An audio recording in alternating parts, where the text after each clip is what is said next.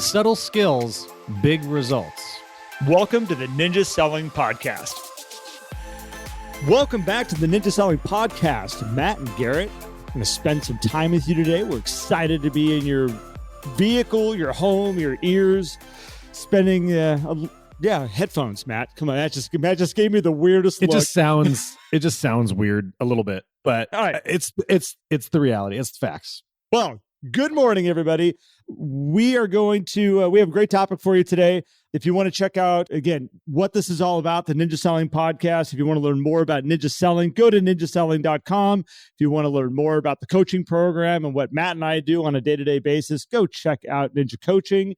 And if you want to go check out this amazing group of like-minded individuals that listen to the podcast also, go to the Ninja Selling Podcast community in Facebook, and you will find an amazing group of people in there that you can share ideas with, grow with, talk about podcast episodes. So with that being said, Matt, good morning, sir.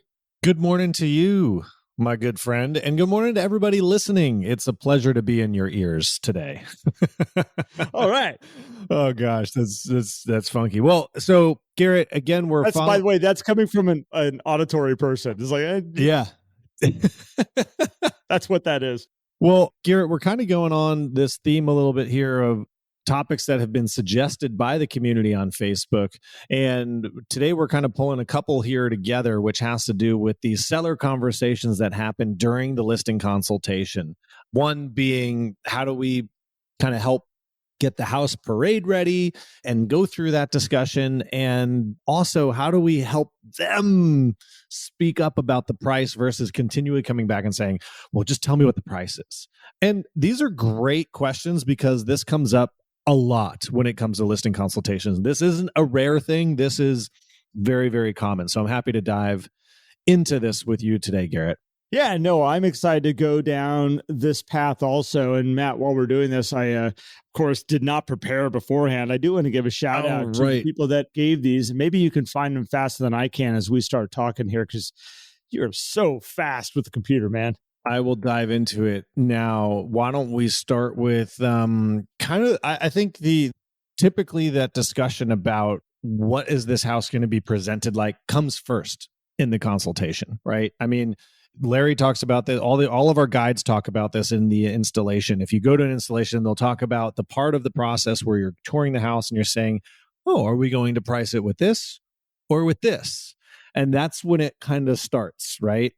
The conversation around. I love it. The comment that was made for when I threw out there about topics was basically saying, like, how do you tell them how the house needs to be without hurting their feelings? And really what she was asking is, how do you get a parade ready? Like, how are we going to make sure this home is going to be front of the store, beautiful setup, ready for the parade to come through without hurting their feelings? And believe me, when I used to sell homes, I had my way of doing this because people can get defensive very quickly. They're proud of this house they have. They're proud of how it's set up. They have built this home and designed it and decorated it themselves so that when people walk in the front door, they are feeling welcome and enjoying this environment. It doesn't necessarily mean that appeals to everybody. And you got to walk that fine line of being able to help guide them to what's going to help that home be appealing to the majority of people. At the same time, not say like, really, peach, sponge peach paint on your walls was your decision for this one. And it's tough. It is. I have my ways of doing it, Matt. And I know when I'm curious to see kind of where you go and what you've experienced around this also, because it's not easy. And I love the person that made the comment said, I'm a German and I'm very straightforward and I just say it as it is and I can hurt people's feelings. And I laugh because that's me. I don't hold back. I from the same heritage. And I can be very straightforward and very direct and sometimes hurt people's feelings. Yeah. So this was Janine Knutson had posted this, and Janine's incredible, by the way. She's been in our coaching program. She's in Clarksville, Tennessee. Great agent, wonderful person. But yes, sometimes she obviously admits it, is I tend to say it how it is. And you know what? Sometimes that's okay. I think to begin with this, you have to kind of, one, accept your personality for what it is, but then two, make sure that we at least acknowledge what personality type the client is, because a power person is going to be like, all right, tell me how it is. Like, yeah, stop beating around the bush. Just tell me what I got to do. So I got to move the orange sponge paint. All right, done. What's next? Like, as long as they also connect that with an understanding of what that's going to mean in terms of showings and value and all of that other stuff, right? Which that'll get to the kind of the pricing side of this. So thank you, Janine, for asking this. And I also say, so that one, there's just being upfront, assertive. Hey, we're going to have a conversation. We're going to go through the house. And my goal is to help this house shine to a variety of buyers so we can capture an entire marketplace. Yep. And that means that some of the things that you've selected for the house, we may have to talk about. And that also means that somebody who comes into the house may change what seems like it appeals to everybody. I mean, we all do that. You buy a house, you move in, you're going to change some things, right? When we sold our house, the first thing they did was paint our accent wall and the office. And Jen's like, they're painting? And I was like, yeah, they're going to paint it. She's like, why would they do that? It's perfect. It's perfect the way it is. Don't mess with it. Right. And so, having the conversation before going through the house with the seller that, hey, we're going to have this talk. It's going to happen. I feel like that's the first step in trying to help mitigate the hurt feelings that might come about from talking about the shag carpets. I could see Jen going like, I knew they had bad taste. Like, I can't believe they would take perfection and mess it up like that, because anybody who's ever met Jen, when it comes to interior design and how a room and space is laid out and the furniture that's in it, I've never met anybody that's like, okay, the pencils need to be arranged like this, and they need to be color coded to the wall accent, which is behind us over here. Like, I could totally see Jen going, yeah, she has gold pencils in her office because she has gold accents. And like, well, the only pencils that we can have in here are gold ones. It's amazing. It looks awesome, by the way. It does. It's incredible. A lot of people ask, like, did you have your house staged? And I was like, well, I guess. Accidentally. Yeah, it happened. So going through this, like, and I think that, Matt, you brought up a really good point, which is, what is their personality types? Like, if you can figure out what their personality type is up front, and you can learn this through the seller's consultation, through when you're doing the pre-listing interview with somebody, you need to start listening quickly to go, okay, is this a power person? Is this a party person? Are they peace? Are they perfection?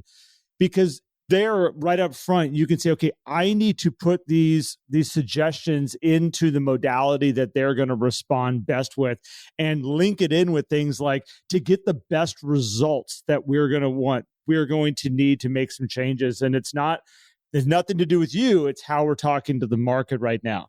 The other thing that you mentioned, Matt, which is really important, is setting an expectation up front of what's going to happen.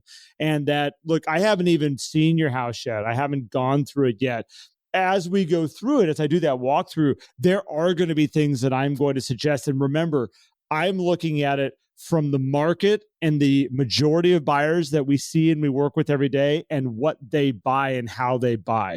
And we're going to present your home the best way that we can in this marketplace. The expectations, so that when you're walking through and you go, do you have any problem changing this paint color? Like, I have a couple options I'd like to throw your direction. If you set the expectation and you go through and do that, it's way more welcoming than if no expectation and walking through and going, do you mind if we change this paint color? And they're going like, well, why? What's wrong with the paint color? That's my favorite paint. Wait, what? Do you know what I went through to get that paint? And the upfront part, the pre-listing interview, you ask the question, is there anything you'd do to the house if you were to stay here for another 5 years? Hopefully there are some things that they say that will help you have that conversation. If they say nothing, then that is a sign that, okay, this person's probably protective over some of the things in their house. Like, oh, we wouldn't do a thing. Our house is perfect the way it is. It's like, okay, we have to be ready for what might be a tough conversation. And that's okay. Like, there might be some feelings that get hurt. Hopefully you're going to walk in and be like, and they're right. It's beautiful. Yeah. Maybe you'll just walk in and be like, it is perfect. awesome. Like, this isn't on Architectural Digest yet? How is this possible? The other thing to do is yield to a stager, right? Is say, hey, you know what? I have a team that's part of my process. I would like to bring in my stager to give her consultation, and let the stager do kind of the heavy work there, because now you're bringing in, because I think part of the tension that sometimes exists when realtors come in is homeowners have ownership bias. We all do. And then they hire a realtor to do a sales process. Now, I think realtors have a lot of skills in all of the things, particularly if you've done this for long enough. But the client doesn't necessarily see the realtor as a stager or a designer.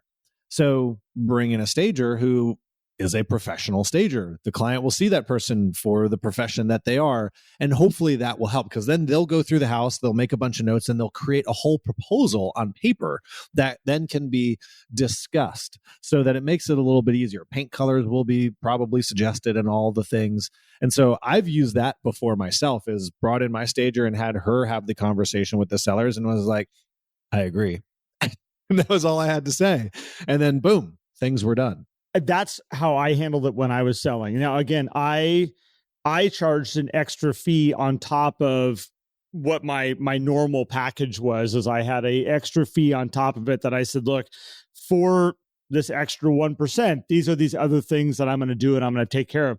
One of them is I'm going to have a professional stager come through and do a consultation with you and go through your house. They're not going to make any changes. They're not going to do anything, but they're going to give us a list of suggestions that we need to talk about, because they're looking at it through the market's eyes and how the market's going to perceive this property. And we need to also take you out of it. Like, there's a lot of this house that represents you. And we don't need somebody to feel like they're walking into your house. They need to feel like they're walking into a home that they could live in. And so we used to take that energy out of it. And sometimes it went well, sometimes it didn't. But here was my favorite experience that I had. We had the stager come through. I knew this seller was not going to be easy. And she had all kinds of knickknacks and Hummels and all kinds of things all around the house. Anybody knows what a Hummel is? She had an amazing collection of Hummels, not needed while you're selling your house. And so the stager's going through. I remember I was kind of in the room in the vicinity while watching this, and stager makes a recommendation. You can watch this seller start to like transform into, like, you could feel the devil starting to come out of her. Like her demeanor was changing, her face was changing color. And I'm like, oh, no. Like this could go really bad really fast. And so all of a sudden the stager goes over to the wall, and there's this like, it's like bunched together wheat. Like it's been pulled together and tied. So it makes this like big like fan thing on the wall of grass. And the stager says, is this something that you feel like you would want to keep up for the sale, or should we maybe we could take this down? And the seller walks over and goes, this is what you don't like? And she like uppercuts it, like hits it underneath it, and it hits the ceiling and blows apart into like all these pieces and like crumbles to the floor. And I'm like, I'm going out front. Like I'm leaving the situation. Like I'm going to let you guys figure this out. Later, like come down back through at the end of it. And my seller's just like, you can see her heart pumping in her neck. And I'm like, oh my gosh, I'm like, I hope this is going to end okay. Came back the next day. She had painted the hallways. She had painted the front room. She had done every single thing the stager had recommended. And she looked at me and she goes, I wasn't happy with her when she was coming through. But looking at my house right now, she goes, she was right. I'm like, oh, but if it was me, the actual realtor, giving that type of advice, sometimes it could have blown the relationship up, because she wouldn't have been able to leave that energy with somebody else like she did. She would have held on to it with me and the energy that we had. So I'm a big believer in hire a professional to come in and to kind of take that energy away from you and their relationship. Yeah. Wow. It was brilliant, by the way. That thing, it literally looked like a firework hitting the ceiling and just like blowing apart. It was awesome. That's incredible, by the way. That's the thing, is analyze the personality types, know what situation you're going into, set expectations of the conversation, and sometimes it's going to be a tough conversation. And if possible, the best suggestion here is to yield to another party. Now, all of this also has to be done for a reason, right? Mm-hmm. Like, we're not doing this to sell the property at the same price as we could if we didn't do any of these things and have the same number of showings, attraction, and all that stuff. So this leads into kind of it's not the same question, but I think it makes sense here. So I hope I pronounce her name correctly here. Valessa Linian with Keller Williams in Anchorage, Alaska. Perfect, Matt. Had made the comment of like, how do you help your seller decide on price without telling them? I use the charts and graphs and the focus first, and they still want me to recommend the price. So building this transition, we're having this conversation about how we're setting up the house, and hopefully it does create value. And then the first thing is to use all of the tools at your disposal and show, hey, here's the comparable properties. Here's where we fall. Using a scattergram like the one you can get from Focus First is a great tool. It's what I use to price my house. And you can start to see with some clarity of like, all right, based on the condition, because Garrett, we have 5 points of value that buyers pay attention to, right? Price, condition of the home, which we've now handled, hopefully, the size, the location, and the features and amenities. So we can't really change the other 3 necessarily. I mean, unless you got a direct line to God who can help you change that location, you're probably pretty secure on your location. That's a great line. Without a lot of money and time, can you alter size and features and amenities? And so we're left with price is our remaining tool of like, okay, how do we position this thing with a price that attracts in the right buyers?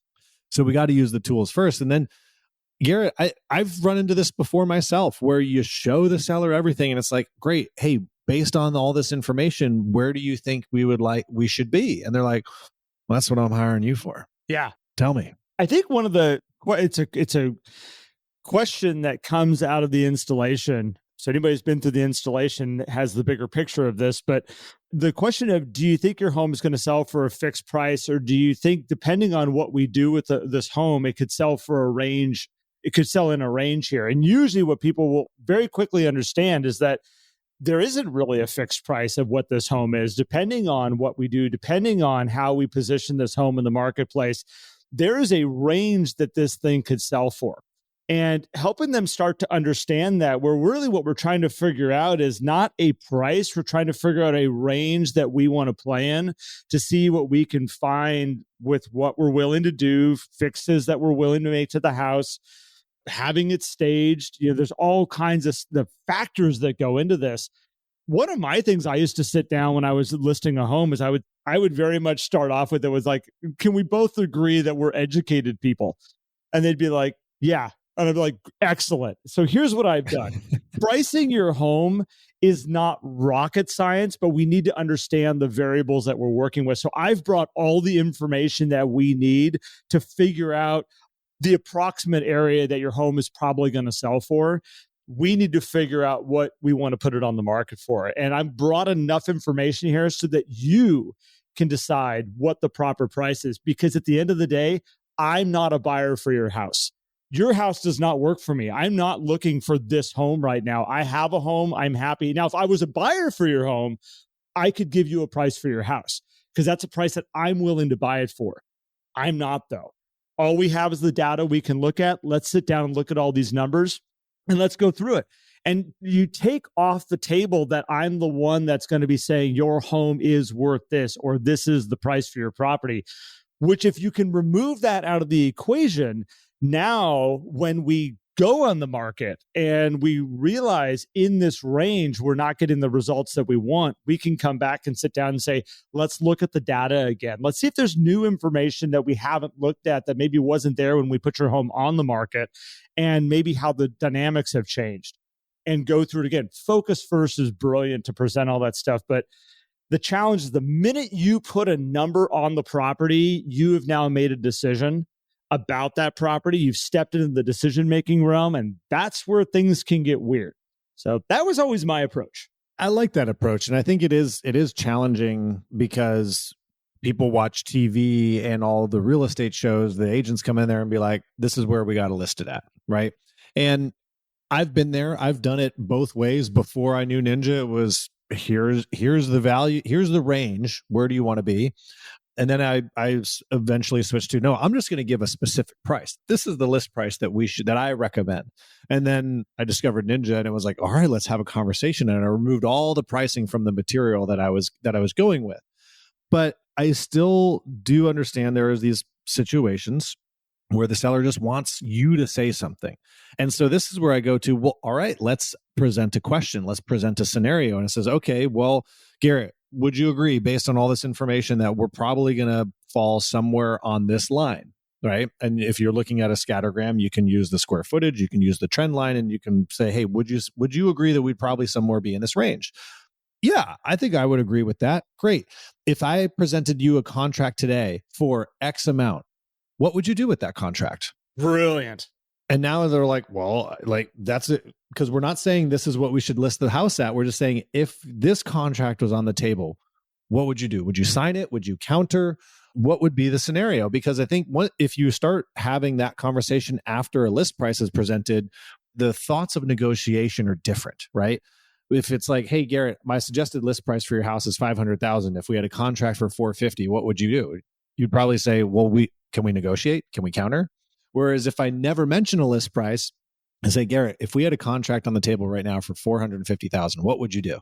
You'd probably go, If in your head you're like, man, I really wanted 500, you'd probably say, I'd probably counter with 500 or something like that. And you'd be like, okay, well, so is that where you would want to start with a list price then? Yep. And now all of a sudden you have a list price. And it's different. And Matt, everything you just said is spot on. And I think the other part of this is how do you ask the question, what do you think your home is worth? And where do you want to list your property? Right. It's two totally different things. And when you ask, what do you think your home is worth? That's where they're going to sit back and say, well, you're the one who understands what our home is worth out here right now. You've got the facts. You're the one that does this every day. And what do you want to list your property for is a very different question. And well, we want to list our home for $500,000. Okay, at $500,000, I know you said you wanted to be in Delaware in 30 days. Do you think that price will get you to Delaware in 30 days based off the information we've looked at? And then you get to have a deeper conversation with them. But these are all tactics and little ways to get yourself out of the place of saying, I think your home is worth, or I think we should put it on the market for this price. Yeah, and use your data and numbers to your aid. If they're still doing avoidant techniques, I mean, I would say at some point you probably just got to say something, and then it's your decision on whether or not you want to move forward with that person. Because if they're unwilling to make a decision, then you have an indecisive seller. And what's going to happen when a contract is presented in front of them? Are they going to be like, should we take it? There's only one way. If you get to a point where you're in a corner and we're just like at an impasse, we're not moving forward because they are just stuck on. What you need to do is go into a pretend state, a made up fairy tale land. And you basically say, okay, I am not a buyer, but if I was, let's think for a second here. If I was a buyer and I was in the marketplace and I was looking at your house and I was going to write an offer on it or purchase it, I might write an offer for this amount on this property based on what I've kind of seen and what I think that the property is worth from all the data that I've looked at. But again, this is hypothetical because I'm not a buyer. Yeah. You can at least put a number out that they're like, oh, okay, so it's that number. And they can maybe go like, well, I think that's low. I didn't say that that's what your property is technically worth out here right now. I'm just trying to help get some direction here of a range that we should probably be looking at. And all that would probably be supported directly in the numbers of what you have there. I would not go there first. That is a major down the road. That's for the end. I mean, here's the challenge. I think this is where a lot of times we end up in these situations is getting comfortable with the back and forth questions and answering a seller's question with another question, because it does matter who says it. You do want the sellers on board and comfortable with the price of the home because they need to be excited about where they're going. And I think there's, this used to be a conversation that I would have with people about all right, you're going to go negotiate with the seller and then you're going to be on the same team and go negotiate against the buyer. It's you shouldn't be negotiating with the seller on the price of their own home. It's their home. Let them do whatever they want with it. Your goal is to help guide them to make a decision that will help them achieve their goal. If they don't want to make that decision, there's two things going on. One, we're not asking enough questions to help them find clarity. Or two, they don't want to go down that path or they're not ready. And that's okay. That's nothing on you, right? if they want to list it at 800 and you're like, man, 500 is the number, you got a decision. Do you want to take it at 800 or do you want to say, hey, you know what? Remember the one of three things that would happen here today? I think it's my job to just tell you that I don't think I can help you achieve your goal at that price. And you might be better off working with a different agent. And you move on. And Matt, to wrap this up real quick, I think that one of the things I would encourage everybody is make sure you're staying on the same side of the table with them. This is you and the information that we have and them working against the market is what you're doing to figure out how we're going to put this home on the market. The minute it turns into you on the opposite side of the table from them, so it's you against them, against the market, now you have a problem. And all of you can think back to negotiations you've been in, listing presentations you've been in, where the dynamics of that meeting has changed from a you and them against the market to a you against them against the market. And the minute that dynamic goes that way, good luck. Bad news. Yeah. Well, so thank you, Janine and Valessa, for throwing these ideas out there. If you guys have further questions on this stuff, you can reach out to us and ask those questions. If you want to learn more about ninja selling or ninja coaching, head over to ninjaselling.com. And if you're not in our Facebook group, head over to Facebook and search for the Ninja Selling Podcast. We appreciate everybody for joining us. As always, you guys are amazing. Garrett, thank you, my friend, for another great episode together. 430 something we're at right now. So we're just getting started. Beautiful day. Just getting started. Absolutely. So, hey, have a great day, everybody. Thank you. If you enjoyed today's episode and would like more, visit us at theninjasellingpodcast.com. There you will also find links for more information about ninja selling and coaching. Have an incredible day.